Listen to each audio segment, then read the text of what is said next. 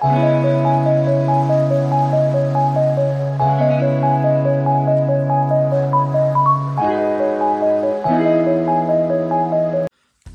et bienvenue sur la chaîne de Monkey EDC. Alors une petite vidéo pour vous présenter une rotation de couteaux que j'utilise déjà depuis le début du mois de décembre. On est maintenant le 12, donc ça fait quelques jours que j'utilise ces couteaux en rotation. Donc ce sont essentiellement des couteaux plus ou moins budget. Sauf pour celui que j'ai aujourd'hui qui est un peu particulier. Sinon la plupart du temps je suis plutôt sur ma période entre guillemets petit couteau budget à tout faire, que j'utilise pour la table bien sûr, puisque maintenant je n'utilise plus de couteaux de moins en moins pour autre chose que pour la table. Alors lorsque je travaille, vous savez très bien que maintenant je n'utilise plus que des Victorinox, étant donné que ce ne sont pas des couteaux mais considérés plutôt comme des petits multitools. Donc je peux porter ça au boulot sans aucun problème avec ma hiérarchie aux ressources humaines. Alors j'ai décidé de transporter quelque chose d'un petit peu original, donc je me suis fait un peu plaisir entre guillemets. J'ai commandé des petites plaquettes qui sont des plaquettes en micarta avec, alors je ne sais pas si ça va bien le rendre, avec un petit motif de la croix ici qui est en cuivre, et le tour de la micarta, enfin le tour de la croix ici en fait est composé d'une matière réfléchissante qui fait que lorsque la lumière la nuit en fait ça ressort une couleur légèrement verte. Donc ces plaquettes je les ai simplement adaptées. Je vous laisserai aller voir les vidéos qui sont adaptées à ce système-là pour pouvoir changer ces plaquettes sur son Victorinox. Il en existe assez facilement, hein, on le trouve facilement ces vidéos. Et donc j'ai adapté ces plaquettes-là sur ce Victorinox. Alors le modèle sur lequel je l'ai mis, je ne sais plus lequel c'est peut-être le Ranger. Je ne sais plus, les spécialistes Victorinox nous donneront l'information. Honnêtement, je ne sais plus lequel modèle c'était sur lequel j'ai transféré ces plaquettes. Mais moi, ce qui m'intéressait, c'est que de toute façon, il y avait un tournevis Philips, et il y avait le ciseau. Et puis la petite pince, j'ai trouvé ça assez intéressant de pouvoir l'avoir au quotidien si jamais j'en avais besoin, puisqu'en même temps, ça me sert de couteau et de multitool. Ce qui est une aberration d'ailleurs pour un 91. Moi je trouve que les 91 sont plus des multitools que des couteaux, mais bon voilà. Et ce petit, donc cette grande lame toujours Victorinox, et puis voilà quoi, enfin les outils. À cela j'ai rajouté une petite lanière en cuir que j'avais, je sais plus, je crois que c'est sur un étui, et j'y ai mis ces petites perles. Alors ça j'ai acheté ces petites perles sur eBay. C'est des petites perles avec des motifs vikings. C'était en lot, je crois qu'il y avait une dizaine pour quelques euros, je ne sais plus exactement. Ça fait très très longtemps que je les ai achetées, et en fait elles étaient rangées dans un tiroir et je ne les avais jamais utilisées, puisque c'était des perles que je m'étais dit garder pour un des customs que j'allais faire. Et puis finalement, ben voilà, je les ai mis là-dedans. Alors j'en ai mis deux, peut-être que ça changera, peut-être que j'en mettrai un parce qu'en fait la lanière ne passe pas. Enfin je verrai un petit peu, ou peut-être je mettrai autre chose au niveau comme lien pour pouvoir y glisser ces petites perles. Donc voilà, ça c'est ce que j'utilise au boulot, donc j'ai trouvé sympa. Ça le distingue des autres puisque tous mes petits camarades de travail ont des Victorinox 91 mm ou des 84, tout comme moi. Et donc ça permet de les distinguer un peu, comme ça on sait où ça va. Alors la croix ici est super bien faite, elle est faite en relief. Le micarta lui est plutôt, vous voyez, comme un micarta assez lisse. Au début d'ailleurs j'ai été même surpris, mais non, effectivement c'est bien du micarta. Donc ça c'est ce que j'utilise pour le boulot. Et hop, on va fermer tout ça sans se coincer les doigts. Voilà. Donc bien pratique.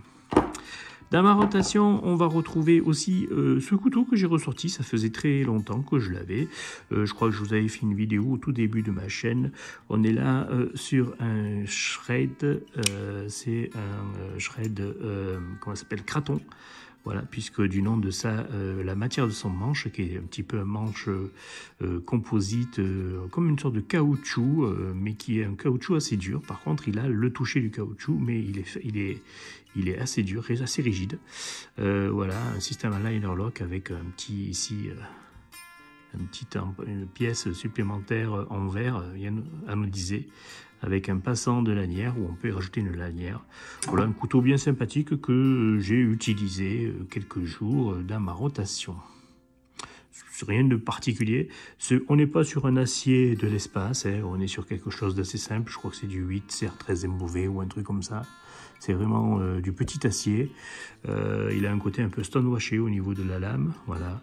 Et puis, bon, par contre, il tient bien le tranchant. Il est un petit peu compliqué à aiguiser avec cette partie tantôt là, qui revient là.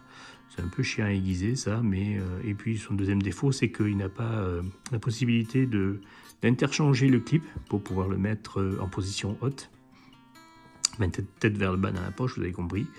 Et puis, en plus, ce n'est pas un clip profond. Mais bon... pour un petit couteau budget de moins de 30 €, c'est quelque chose d'assez intéressant à utiliser au quotidien. Il fonctionne très bien et l'ouverture et la fermeture se fait très bien. Il est vraiment très souple à utiliser. Pour une chinoiserie, puisque c'est quand même fabriqué en Chine, ça reste quand même assez sympathique et surtout pour le prix. J'aime bien moi ces petits couteaux un petit peu comme ça, budget, un petit peu à tout faire. Dans le même style, pour rester dans la même gamme de produits, on va avoir ce Camillus là, qui est de la même chose. Il est un petit peu plus petit lui par contre. Voilà, donc même chose, hein, on va avoir là par contre un acier en 440, hein, c'est du 440, alors il n'y a pas de notification C, c'est-à-dire que normalement c'est du 440A, ou vous voyez c'est du basique quoi, hein, donc pas un acier de l'espace non plus, mais un petit couteau outil, budget. Alors lui par contre il a un blocage backup à l'arrière, voilà, donc à pompe, comme ça il faut appuyer pour pouvoir le déverrouiller. Et puis voilà, il est, au niveau de son encombrement, il est beaucoup plus petit que le Shred, hein, vous voyez. Oups, on va essayer de les mettre à peu près comme ça là. Et vous voyez au niveau de la lame, il est beaucoup plus petit, beaucoup plus compact.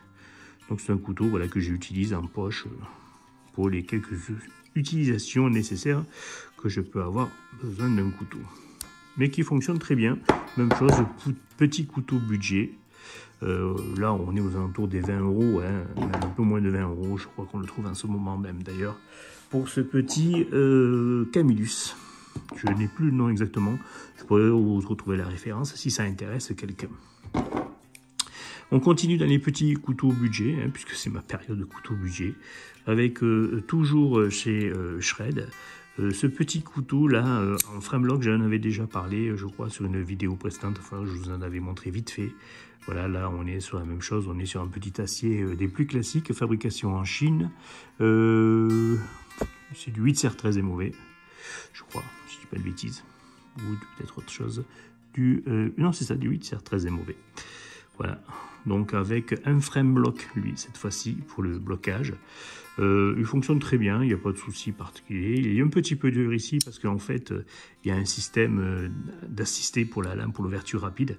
Ce qui fait qu'en plus du flipper, ce qui fait que donc il y a le ressort qui est un petit peu ferme. Vous voyez ici, à partir de la moitié, là, il y a un ressort qui retient. Donc après, ça se verrouille bien.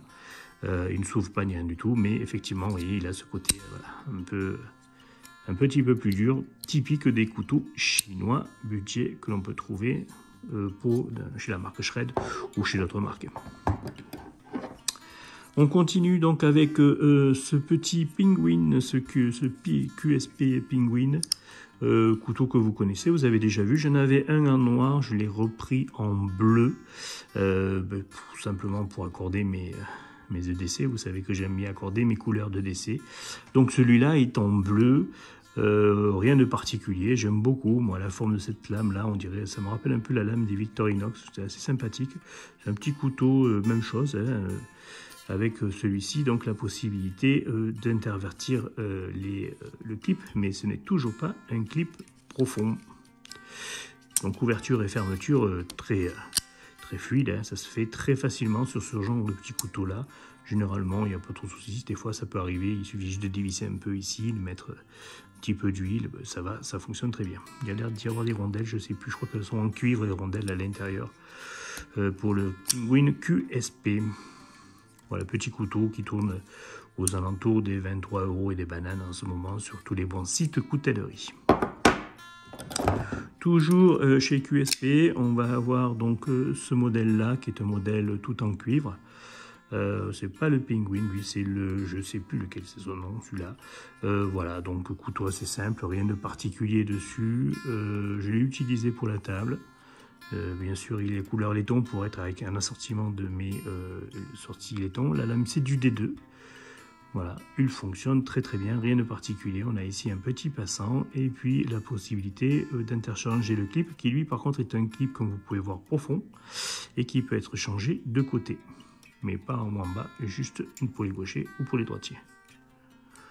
Il est un peu lourd en main, un petit peu plus lourd, le laiton étant quand même, puis la pièce à l'intérieur qui renforce, vous voyez, donc il y a une plaque initiale à l'intérieur qui renforce, qui le rend un petit peu plus lourd que les autres, mais ça lui donne une sensation de couteau solide, entre guillemets, que je trouve très agréable.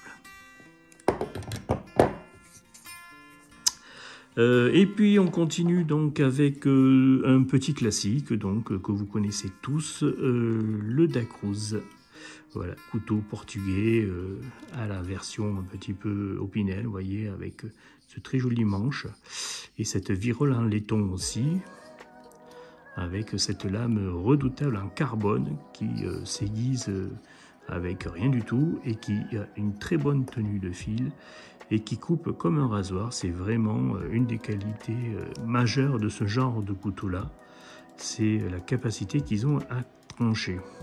La lame est redoutable sur ces modèles-là. Si je ne dis pas, là, je suis sur une ancienne version. Les nouvelles versions ont la lame qui est un petit peu plus épaisse, si je ne dis pas de bêtises. Le petit passant corde était fourni avec. C'était lors d'un échange ou d'une action commerciale avec Jean-Charles Laine que j'avais récupéré. Ce couteau, très bien, qui fonctionne très très bien. J'en ai un autre avec un olivier, avec, vous savez, les trous d'insectes, que j'utilise assez régulièrement aussi. Et on va terminer avec ce petit couteau qui est une découverte. Alors pour ceux qui connaissent, vous connaissez peut-être la marque Antonini, qui est connue chez nous, les amateurs de couteaux, pour le Holbeer, donc le fameux couteau qui ressemble fortement à l'Opinel, hein, ce fameux couteau Holbeer. Et donc ils ont Antonini donc est un artisan qui fait des couteaux semi-industriels à Italie, donc dans la partie sud de l'Italie. Et donc il a d'autres modèles, dont celui-ci qui est un modèle tiré des couteaux calabrés. Donc des couteaux assez classiques, des couteaux de paysans, hein, de bergers, ainsi de suite, voilà, qui sont utilisés. Donc celui-ci en est pas une copie, mais une réédition de ces couteaux calabrés. Que l'on trouve au sud de l'Italie. L'acier, on est sur de l'acier inox des plus classiques, rien d'exceptionnel. Je ne sais même pas si c'est marqué dessus, si c'est marqué inox, mais c'est tout. Et puis, donc, qui s'appelle le Caltagirone. Voilà, c'est le modèle de ce couteau. On le trouve aussi sur des sites autres, puisque cette marque-là fabrique ses couteaux sous la marque Antonini Knife, et sinon les vend comme couteaux marque blanche qu'on appelle, hein. Donc c'est des couteaux qui sont sans aucune marque particulière et qui sont commercialisés auprès de grosses enseignes autres, en grande surface ou des choses comme ça, toujours à des prix assez intéressants, mais ça reste quand même la même fabrication. Voilà, c'est juste une version plus, comment on appelle, plus industrialisée de leurs couteaux, qu'ils vendent en gros volume, voilà, ou lorsqu'ils ont des couteaux avec des petits défauts, qu'ils ne veulent pas les vendre, ils les vendent sous une autre marque. Alors si celui-là, il n'a pas de défaut, celui-là particulier, voilà. Alors le manche, si je ne dis pas de bêtises, donc j'avais pris quelques notes. Le manche, lui, est en cotibé caisson, donc c'est un bois exotique, hein. La fabrication a été faite en Italie, à Maniago, voilà. C'est un couteau, donc comme je rappelais, calabré. L'acier, lui, c'est du 420 qui a subi une trempe près de la maison Antonini, donc une trempe un peu spécifique de cet acier. On est sur un 54-56 HRC au niveau de la lame. Voilà, rien de révolutionnaire au niveau de ce petit couteau. Ça reste quand même un couteau budget. On n'est pas non plus sur du 12C27 de chez Opinel, mais ça reste quand même quelque chose d'assez intéressant qui tranche très très bien, qui s'aiguise assez facilement. Hein. J'ai pu en tirer un tranchant assez intéressant avec un petit peu avec quelques coups de passage. Rien d'exceptionnel, ça m'a pas fait transpirer non plus. Voilà, donc la finition est après assez classique. Hein, vous voyez, il n'y a pas d'ajustement au niveau des plaquettes et ainsi de suite. C'est fini comme ça en fait. Hein, c'est la forme du couteau qui est comme ça. Lui, et donc il est avec un ressort particularité. C'est un ressort plat. C'est un cran forcé, enfin même pas un cran forcé, c'est ce qu'on appelle un slip joint, mais vous voyez par contre il y a un arrêt à 90 parce que le ressort est carré, donc ce qui permet d'avoir un angle d'un côté, un angle de l'autre, voilà, et avec la fermeture. La tenue est bonne, c'est un couteau qui s'ouvre à deux mains, la tenue est super bonne, hein, le ressort est très très ferme, même pour l'ouverture et la fermeture, le ressort est très ferme. Donc c'est pas un couteau, ça reste un couteau budget, mais c'est pas un couteau complètement cheap. Hein. Ça reste quand même un bon couteau pour la table et pour les petites choses du quotidien. Il est à part ça très bien fini, hein, comme tous ces couteaux qui sont faits semi-industriels. Voilà, avec un passage, donc travail à la main, mais passage auprès des machines pour pouvoir en tirer quelque chose de assez, en quantité assez importante pour pouvoir le commercialiser facilement. Voilà, donc ce petit couteau donc, de la marque Antonini, donc, hein, il en tire 4 ou 5 exemplaires différents dans le lot. Bien sûr, le plus connu, celui que l'on connaît tous, c'est le Holbeer, mais il a sorti d'autres modèles tirés aussi de l'histoire italienne et de l'histoire sarde des couteaux. Donc ce sont des rééditions de couteaux traditionnels.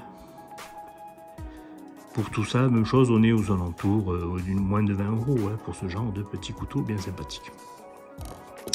Voilà donc pour ma rotation depuis le début du mois, les couteaux que j'utilise donc au travail pour celui-là et puis le reste lorsque je ne travaille pas. Aujourd'hui particulier, ça fera peut-être le sujet d'une prochaine vidéo. J'ai un Spyderco Para 3, voilà, en lightweight. Donc cette matière FRN là que je voulais essayer. J'ai le Para 3 en G10, couleur camo, et j'ai désiré faire un comparatif avec le lightweight. Donc voilà, c'est chose faite. Donc là, on n'est pas du tout sur un couteau budget. Malgré que il est en ce moment en promotion, on le trouve aux alentours des 108 € pour un acier qui n'est pas dégueulasse en plus, hein, si je dis pas de conneries, que je mette mes lunettes. On est sur du CTS BD1N. Voilà, que pas non plus un acier de l'espace, mais ce n'est pas non plus un petit acier. Voilà.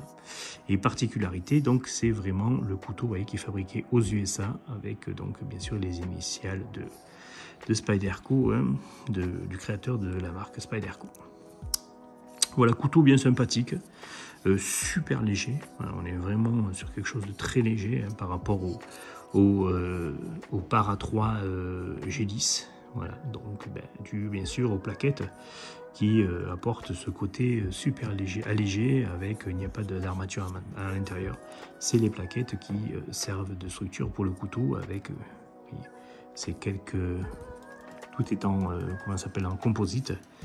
Voilà, ce qui en fait un couteau super léger, avec le clip typique des Spyderco.